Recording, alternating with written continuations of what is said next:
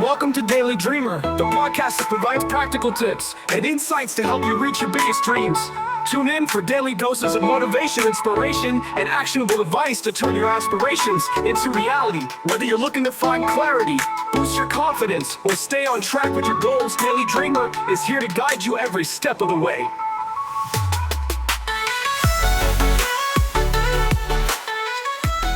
Ready to dive into some healthy living tips? We're tackling 3 sources today. We've got 15 tips to stay healthy and strong. That's from some kind of health website, pretty standard. And then there's this YouTube video, 5 tips for living a long and healthy life, from a channel called, get this, Facts. Catchy, right? Oh, and we can't forget our good old PDF friend, simply titled, Health Tips. No nonsense, just straight to the point. You'd think with such different sources we'd get totally different advice, but it's actually surprising how much they have in common. It is really interesting to see how they all emphasize that, different aspects of health are connected. It's like they're revealing things you wouldn't normally think about. Yeah, like hydration. Everyone knows the 8 glasses a day thing, right? But then this YouTube video hits you with 75% of Americans are chronically dehydrated. Whoa, that's kind of alarming, isn't it? It is. It makes you realize how easy it is to, slip into that state without even realizing it. I mean, we think of dehydration as being really thirsty, but it's often, much more subtle.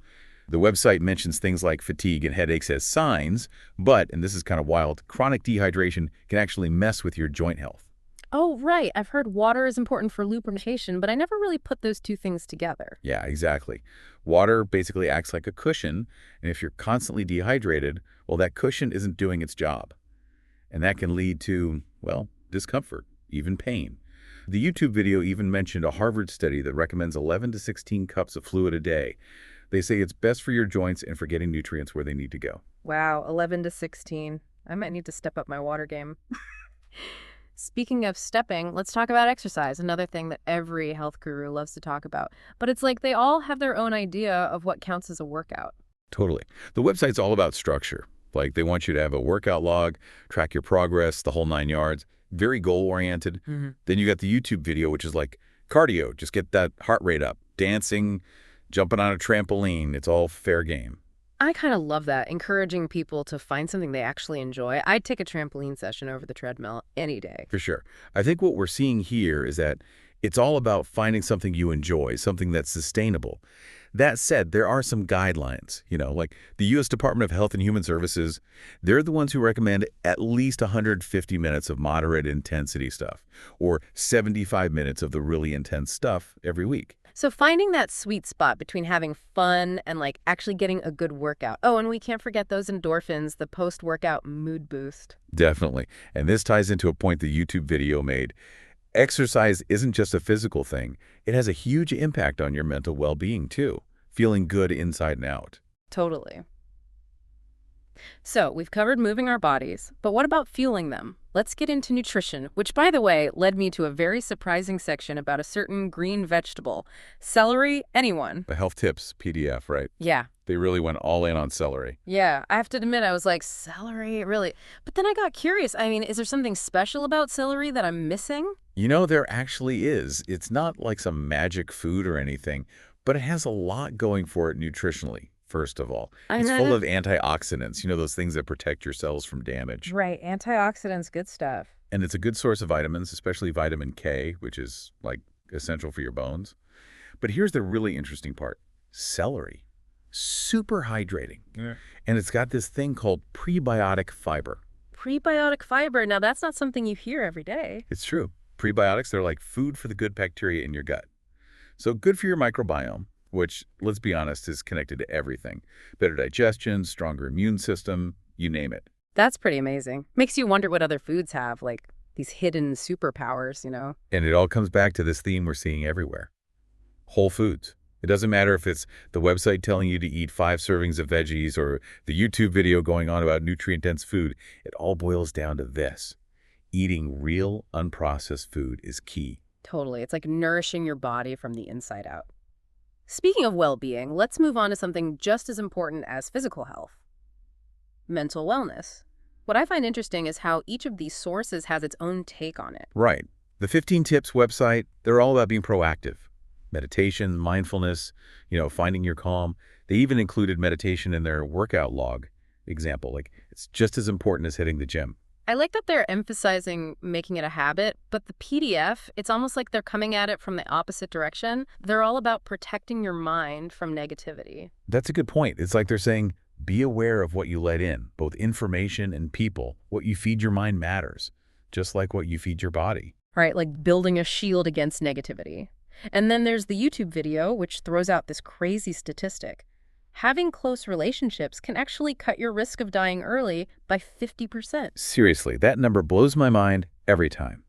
It just shows how powerful human connection is. We're talking about a longer, healthier life just from having strong relationships. It makes you realize it's not just some bonus, it's essential. But why is that? What makes social connections so good for us? It's a lot of things. I mean, on a basic level, when you have strong connections, your body produces less cortisol, which is the stress hormone, and too much of that over time. Not good. But it's bigger than that. Social connection, it gives you this feeling of belonging, of having a purpose, of having people there for you. That all adds up to, genuine happiness. It's like having a built-in support system for life. And speaking of connections, did you notice how two seemingly random topics are actually linked? Like your oral health and your heart health. People don't realize that, yeah. But the PDF spells it out. Turns out, if you don't take care of your mouth, the bacteria can actually get into your bloodstream, and that can cause inflammation in your arteries, which might even lead to heart problems down the line. Wow, I never knew that. So brushing and flossing, it's not just about a pretty smile, it's about your overall health. Exactly. It shows that everything in your body is connected. You can't separate one system from another. It really highlights that whole take care of your whole self thing. It's not just about appearances, it's about like protecting your well-being from your teeth to your heart. Exactly. And while we're talking about that whole self approach, we should mention gratitude journaling. Both the 15 tips and the PDF recommend it. Oh yeah, I've tried that before. It is pretty uplifting. But how does it actually work? Is it just about thinking positive, or is there more to it?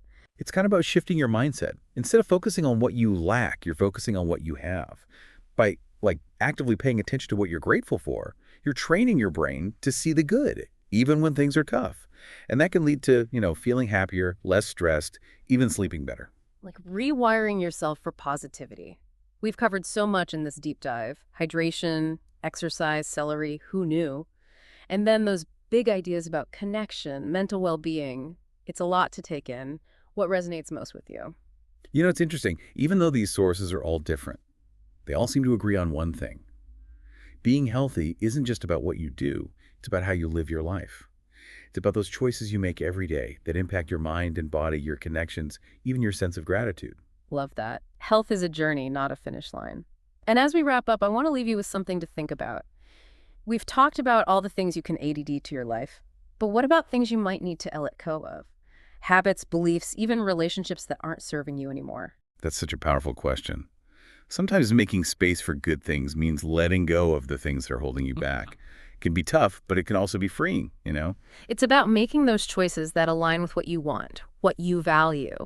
So think about what you've heard today and ask yourself, what can I let go of to make room for a healthier, happier me? Until next time, keep on diving.